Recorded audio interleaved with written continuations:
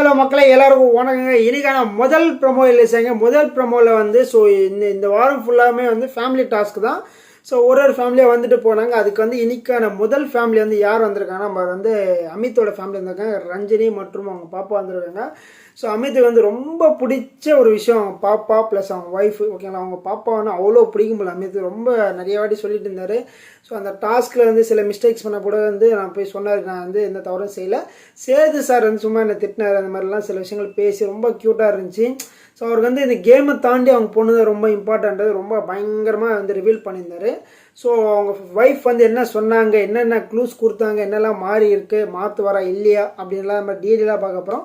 அதுக்கு முன்னாடி நம்ம சேனலில் புதுசாக இருந்தால் லைக் பண்ணுங்கள், சப்ஸ்கிரைப் பண்ணுங்கள். நீங்கள் போகிற ஒரு லைக்குமே நம்ம வீடியோ வந்து பல பேருக்கு சேரும். நிறைய பேர் வீடியோ பார்க்குறீங்க, லைக் போட மாட்டேறீங்க, கொஞ்சம் பார்த்து போட்டு விட்றீங்க. ஸோ முதல் எடுத்தவொடனே நம்ம வந்து நம்ம அமித் மற்றும் அவங்க ஒய்ஃப் வந்து கார்டன் ஏரியாவில் உட்காந்துருக்காங்க. ஸோ கார்டன் ஏரியா உட்காரும்போது அவங்க ஒய்ஃப் சொல்கிறாங்க, யூ ஆர் நாட் இந்த கவுன்சிலிங் பிக் பாஸ் ஹவுஸ்ன்னு சொல்கிறாங்க. ஸோ நீ வந்து கவுன்சிலிங் பண்ண வரல.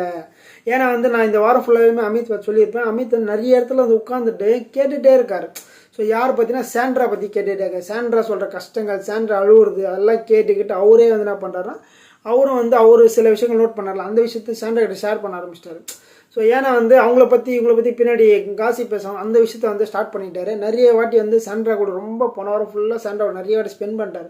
ஸோ சாண்ட்ராவுமே வந்து இவர் தான் நம்மளுக்கு கிடைச்ச அடிமை, வேறு யாருமே நம்ம பேசுகிறது கேட்க மாட்டுறாங்க. நம்ம வந்து யாருமே வந்து 10 நிமிஷம் மேலே இருக்க மாட்டாங்க. சாண்ட்ரா கிட்ட 10 நிமிஷம் பேசுகிறாங்க. பார்வதியோட வந்து 10 நிமிஷம் ½ hour தான் இருக்குது, அதுக்கு மேலே இருக்க மாட்டேன். பட் அமித் ரொம்ப நேரம் பேசிகிட்டு இருக்காரு. அது வந்து ரொம்ப தவறுன்ற அவருக்கு எப்பவுமே புரியல. மேபி இதுக்கப்புறம் புரியுத வாய்ப்புகள் இருக்கு அவங்க ஒய்ஃப் வந்து சொன்னதால். நீ என்ன நினச்சிட்டு இருக்கான்னா, சேச்சிக்கு வந்து எதுவுமே தெரியாதுன்னு நினச்சிட்டு இருக்க, ரொம்ப அழுறாங்கன்னு நினச்சிட்டு இருக்க. சேச்சி அப்படி கிடையாது, மலையாளம் ஹிந்தி எல்லாத்தையும் கரைச்சி குடிச்சிட்டு வந்திருக்காங்க. உண்மைதான். சாண்ட்ராக்கு கேமை பற்றி நல்லாவே தெரியும், கேம் எப்படி ப்ளே பண்ணணும்னு தெரியும், எல்லாமே வந்து சாண்ட்ராக்கு தெரியும். பட் வந்து அன்ஃபார்ச்சுனேட்லியாக வந்து ப்ரெசன்ட் போனதால் சாண்ட்ரா ரொம்ப சேட் ஆகிட்டாங்க. ரொம்ப சேட் ஆகிட்டாங்க. இது ரியல். ஓகேங்களா, ரொம்ப சேட் ஆகிட்டாங்க. ப்ளஸ் வந்து ஒரு ஃபுல்லாக நான் போன வாரம் ஃபுல்லாக ப்ரொமோ ஃபுல்லாக சாண்ட்ரா தான் இருந்தாங்க. அதுவும் ஒரு ஸ்ட்ராட்டஜின்னு சொல்லலாம். ஓகேங்களா, பட் வந்து அந்தளவுக்கு கிளியராக சொல்ல முடியாது. அவங்களோட எமோஷனல் வந்து நம்ம ப்ளே பண்ணக்கூடாது. அதனால் வந்து ஃபுல்லாக வந்து ப்ரொமோவில் அவன் தான் வந்தான். ஃபஸ்ட்டு ப்ரொமோ வந்தான், செகண்ட் ப்ரொமோ வந்தான், தேர்ட் ப்ரொமோ வந்தான். அந்த மாதிரிலாம் இருந்தாங்க சாண்ட்ரா. ஸோ அதை வந்து இவங்க ரஞ்சினி நோட் பண்ணியிருக்காங்க. நோட் பண்ணிவிட்டு அவங்க சொல்கிறாங்க, நீ வந்து சேச்சியை நம்பாத, சேச்சி வந்து வேறு மாதிரி, நீ வந்து உன் கேம் ரொம்ப ஸ்பாயில் பண்ணுறேன்னா உண்மை தான். ஸோ அமித் வந்து ரொம்ப ஜென்டில்மேன், ரொம்ப நல்லா வரல, யார் என்ன சொன்னாலுமே நம்பிடுவார். அதே மாதிரி வந்து நம்ம சாண்ட்ரா பேசிகிட்டே இருக்கிறேன். எப்போ பார்த்தாலும் சாண்ட்ரா கூட தான் ரொம்ப நேரம் ஸ்பெண்ட் பண்ணிட்டு இருந்தார்.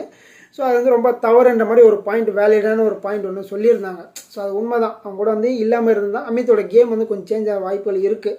ஏன்னா அந்த அமித் கூட காலைல சொல்லிட்டு இருந்தார், நான் வந்து என் ஃபேமிலியை வந்தானே என் ஒய்ஃப் கூட வந்து சில கொஸ்டின்ஸ் எல்லாம் கேட்கணும், சில விஷயம் டிஸ்கஸ் பண்ணணும், அதெல்லாம் டிஸ்கஸ் பண்ணதுக்கப்புறம் என்னோட கேமை நான் மாற்ற போகிறேன் அந்த மாதிரி அவர் பேசிகிட்டு இருந்தார். அதுக்கப்புறம் வந்து என் பொண்ணை வந்து உங்ககிட்ட கொடுத்துருவேன், நீங்கள் என்டர்டைன்மெண்ட் பண்ணுங்கள், என் பொண்ணை கூட ஸ்பெண்ட் பண்ணுங்கள், நான் ஒய்ஃப் கூட ஸ்பெண்ட் பண்ணிட்டு சில விஷயங்களை கேட்டுட்டு என் கேமை மாற்ற போகிறேன்லாம் சொல்லியிருந்தேன். நான் ஓகே, நல்லா தான் இருக்குது. அதுக்கப்புறம் வந்து எல்லாம் செம்ம பாயிண்ட்லாம் பேசுவாங்க.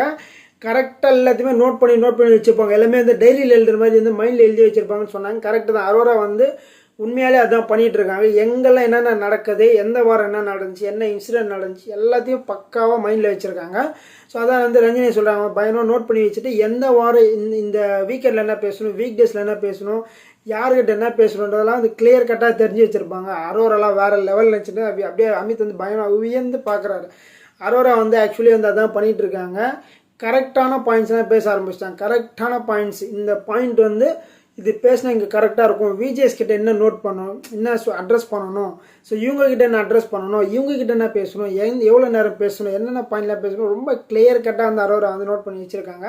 ஸோ அது வந்து பயங்கரம் உண்மையிலே. ஸோ அரோரா கிட்ட ரொம்ப டிரான்ஸ்மிஷனாக இருக்குது. அந்த ஒரு விஷயத்தில் வந்து அவங்க வந்து ரொம்ப கிளியராக பேசுறதில்ல. சேதனானே நிறைய வாட்டி அவங்கள எழுப்பி தான் கேட்பார், நீ சொல்ல அரோரா, ஃபஸ்ட்டு பார்வை எழுப்பி கேட்டிருந்தார்ல, இப்போ வந்து நீ சொல்ல அரோரா, நீ சொல்கிற பாயிண்ட்ஸ்லாம் கரெக்டாக இருக்கிற மாதிரி வந்து அரோரா எழுப்பி கேட்டோன்னா அவங்க சொல்கிற பாயிண்ட்ஸ் அப்படியே அவர் சொன்ன மாதிரியே தான் இருக்குது. ஸோ கரெக்டான பாயிண்ட்ஸாக சொல்கிறாங்க, சும்மா தேவையில்லாத பாயிண்ட்ஸ்லாம் சொல்லாமல் கரெக்டான பாயிண்ட்ஸாக சொல்கிறாங்க அப்படின்னு மாதிரி ரஞ்சினி வந்து அமித்துக்கு சொல்லிட்டு இருக்காங்க. அமித் வந்து இதெல்லாம் நோட் பண்ணிட்டு இருக்காரு, என்ன பண்ண போகிறாருன்றப்ப வெயிட் பண்ணி தான் பார்க்கணும்.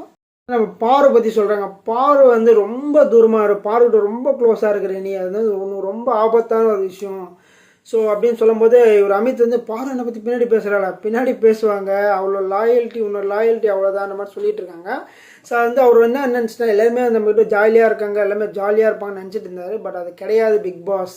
ஸோ என்னதான் ஜாலியாக இருந்தாலுமே வந்து உங்கள் மேலே ஏதாவது குறை இருக்கும். பிக் பாஸ் வீட்டுக்குள்ள வந்து குறை இல்லாத நபர்களே கிடையாது. அதனால் வந்து பாரும் வந்து அமித்தை பற்றி நிறைய விஷயங்களை வந்து பேசியிருக்காங்க. அதை வந்து அவங்க பார்த்துருக்காங்க. இவர் ஷாக் ஆகிறார். பாரு என்னை பற்றி பேசியிருக்காரு. பாரு உன்னை பற்றி பேசுனது தப்பு இருக்குது. நீ வந்து இப்போ தான் வைல்ட் கார்டில் வந்தீங்க. ஸோ இப்போ தான் வந்து ப்ளே பண்ணுறீங்க. உங்களை பற்றி பாரு எல்லாரை பற்றியும் பேசுவாங்க. பாரு பற்றி கூட பாரு பேசியிருப்பாங்க. பட் அந்த மாதிரி வந்து எல்லா விஷயங்களும் பேசுவாங்க. அதனால் அவங்க ரஞ்சினி சொல்கிறாங்க பாருக்கிட்ட நீ ரொம்ப தள்ளியே இருன்னு சொல்கிறாங்க. ஏன்னா வந்து இப்போ ஒரு 2-3 வீக்ஸாகவே வந்து பாரு வந்து அமித்துக்கு ரொம்ப க்ளோஸாக இருக்கேன். இந்த ஸ்கூல் டாஸ்க் இருந்துச்சுல, ஸ்கூல் டாஸ்கில் வந்து ஸோ அமித் கூட வந்து ரொம்ப க்ளோஸாக பேசிட்டு ரொம்ப ரொம்ப ஃப்ரெண்ட்லியாக இருந்துட்டு வேறு லெவல் பண்ணிகிட்டு இருக்காங்க.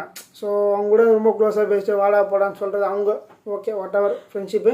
ஸோ அதெல்லாம் பேசிட்டு ரொம்ப ஜாலியாக இருக்காங்க. பட் அதே மாதிரி வந்து பின்னாடி கிரவுண்ட் ஒர்க் பண்ணுற மாதிரியும் நடக்குது அப்படின்ற மாதிரி வந்து அமித்துக்கு சொல்லியிருக்காங்க. அமித் வந்து இது எல்லாத்தையுமே நோட் பண்ணிக்கிட்டு கேம் வந்து எந்த மாதிரி மாற்ற போகிறாரு தெரியல. ஸோ எனக்கு தெரிஞ்சு அமித்தோட கேம் மாற்ற முடியாது. ஸோ அவர் அவ்வளோதான் நேச்சுரல் லெவல் தான். அதுக்கு மேலே வந்து அவர் வந்து கேம் டக்குன்னு மாறிட்டு எல்லாரையும் அடித்து கிடிச்சு எதுவும் பண்ண முடியாது. அவரோட ஜெனுவன் பர்சனு, ஜென்டில் மேனர், ரொம்ப ஜாலியாக இருக்க பர்சன். ஸோ அவர் வந்து பர்ஃபெக்ட் பர்சன் சொல்லலாம். அவர் வந்து திடீர்னு மாற்றுவாருன்னு கேட்டால் மாற்ற வாய்ப்புகள் இல்லை. ஸோ இதுதான் வந்து அமித்தோட கேம். மக்கள் உங்களோட கருத்தில் என்ன மறக்காம பதிவு பண்ணலாம். மற்றவங்கள சந்திக்கலாம். நன்றி.